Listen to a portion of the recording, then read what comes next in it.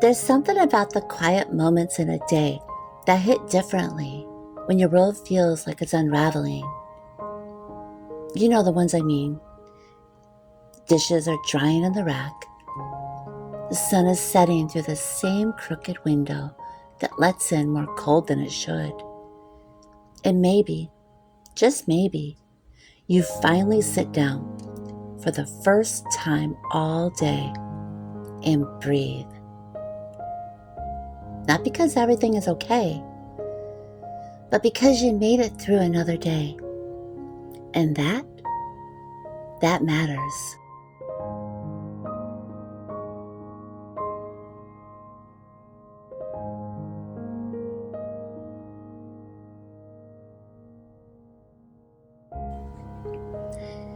Some days, I don't know how I keep going.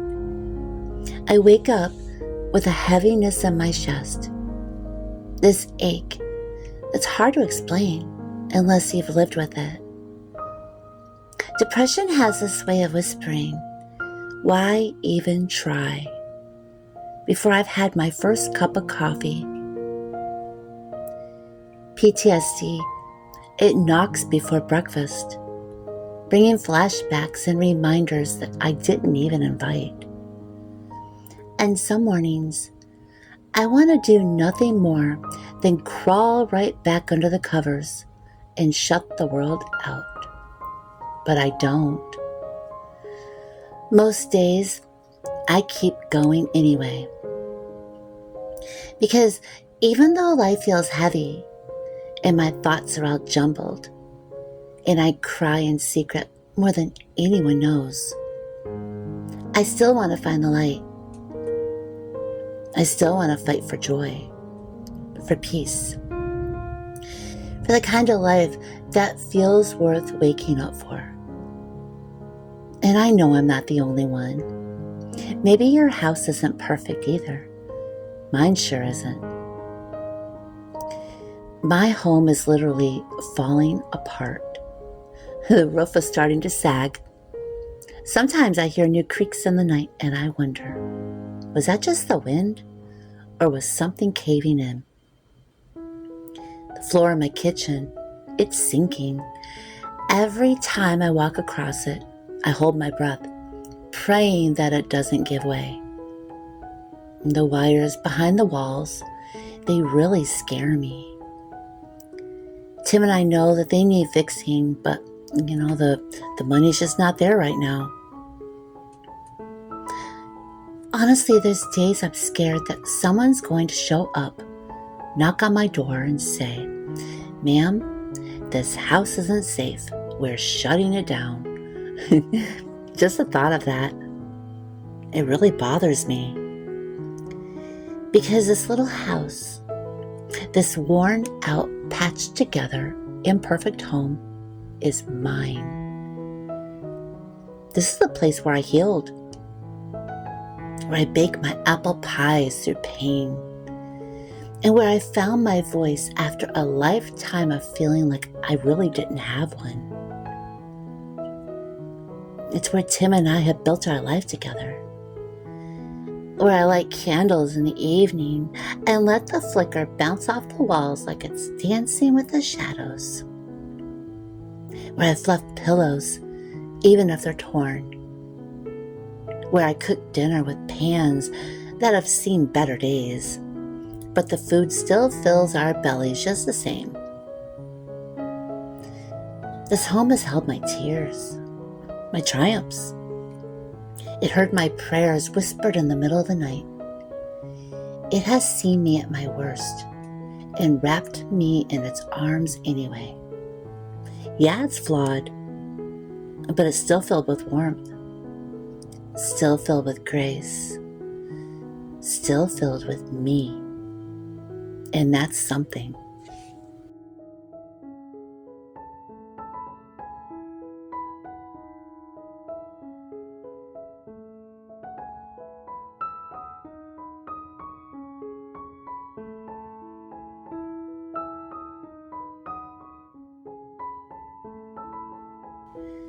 Sometimes I think we wait too long to feel grateful. Like we have to have all the pieces put together before we can be thankful. But I've learned sometimes the gratitude comes in spite of the mess, because of the mess. I find myself saying thank you in the middle of chaos. Thank you for this morning's coffee. Thank you for the one soft towel that still smells like lavender. Thank you for the sunshine hitting my crooked kitchen sink just right. Thank you for Tim walking in the door and hugging me like I'm his whole world. Even in the hard, I search for good. Because if I don't, the darkness is going to win. And I will not let it. Not how far I've come.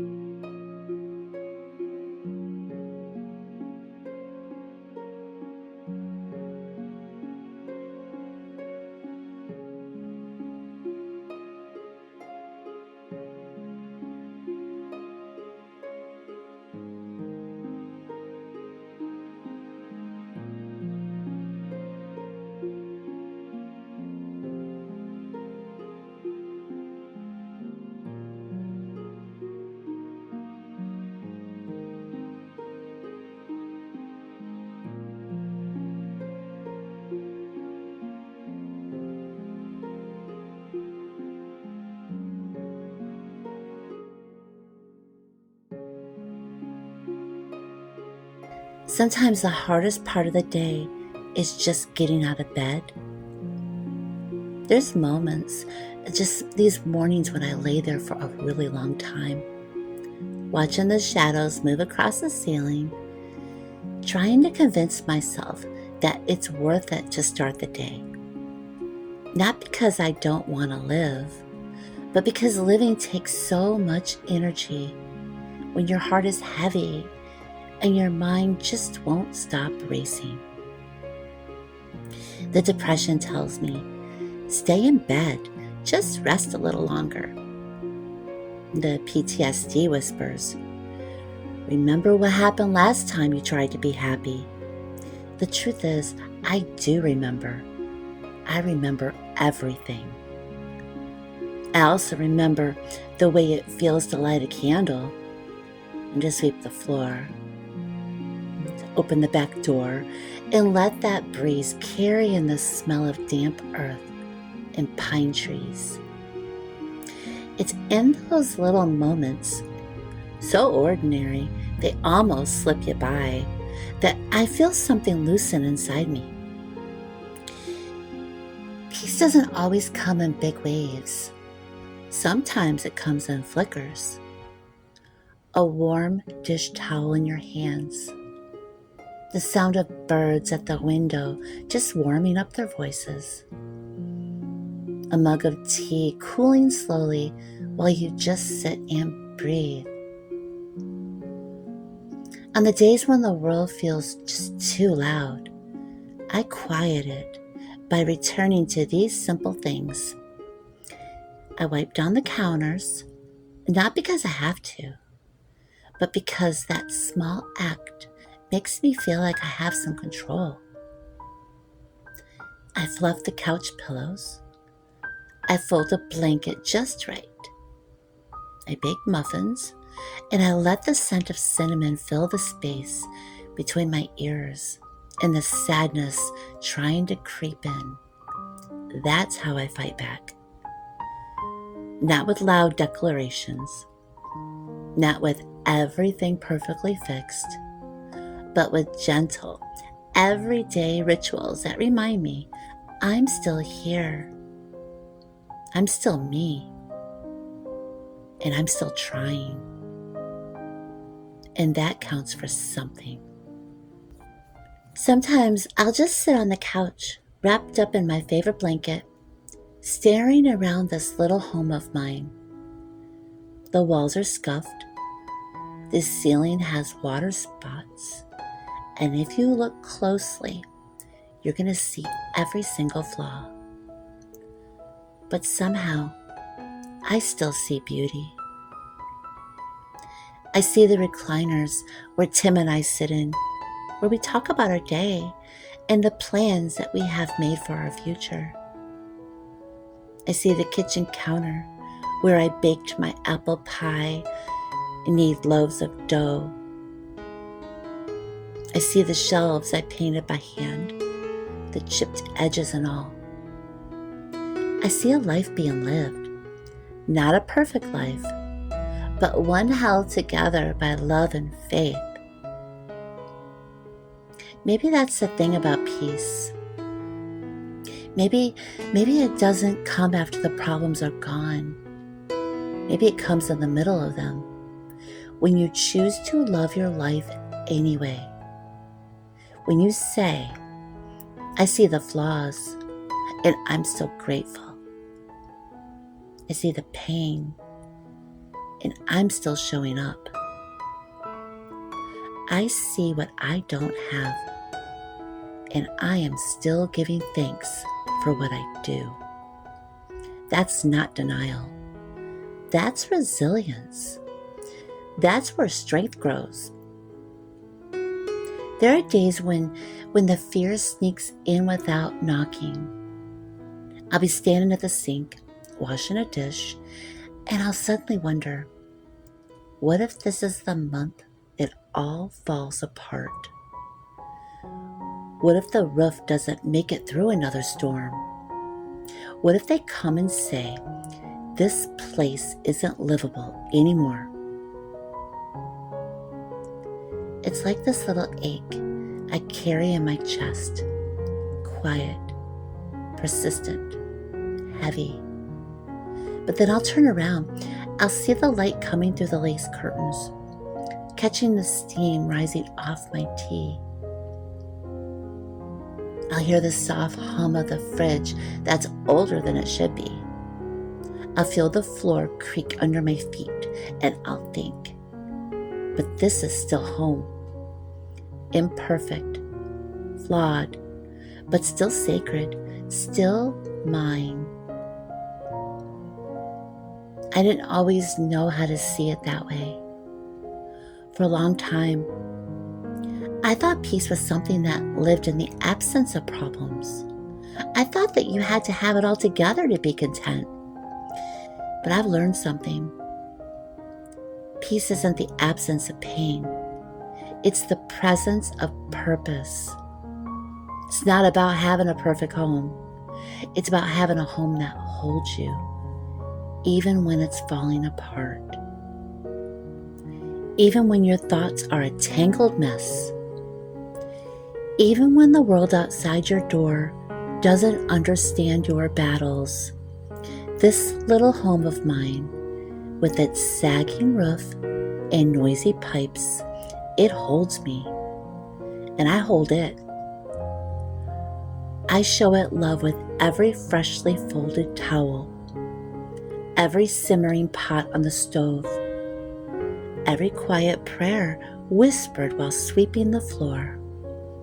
I fight the darkness, not with denial, but with light, with flowers on the table, even if they're from the clearance bin, with music playing while I cook, even if my heart feels heavy, and with moments of laughter that sneak in when Tim says something silly and I forget to be sad. And friend, maybe you know that feeling too. The tension of being grateful and overwhelmed, of loving your life and wondering just how long you can keep it all going. If you're in that place, I just want to tell you something that maybe no one else has. You are doing such a beautiful job, and I am so proud of you. Even if no one claps, even if the dishes pile up, even if your tears fall while you fold the laundry, you're holding your home together with invisible threads of hope and love and faith. And that is no small thing. That's strength. That takes courage. That is homemaking at its most sacred. So if today feels heavy, if you're tired and just wondering if all of this even matters, I hope that you'll do something small for yourself. Light a candle. Bake something simple. Tuck a fresh blanket over the couch cushion. Open the window. Let that fresh air just move all over your face. Because every time you do, you are choosing life. You are choosing to stay soft in a world that tries to harden you. You're reclaiming peace in the middle of the storm. And that's something we're celebrating, not just once, but every single day. I may never have the dream kitchen, the perfect roof, or the money to fix it all at once, but I have something better. I have a home that tells a story, a home that's still full of love, a home where I still rise, still try, still believe, and that to me is everything. So until next time, remember, you are enough, and you are doing such a beautiful job. And I'll see you next time.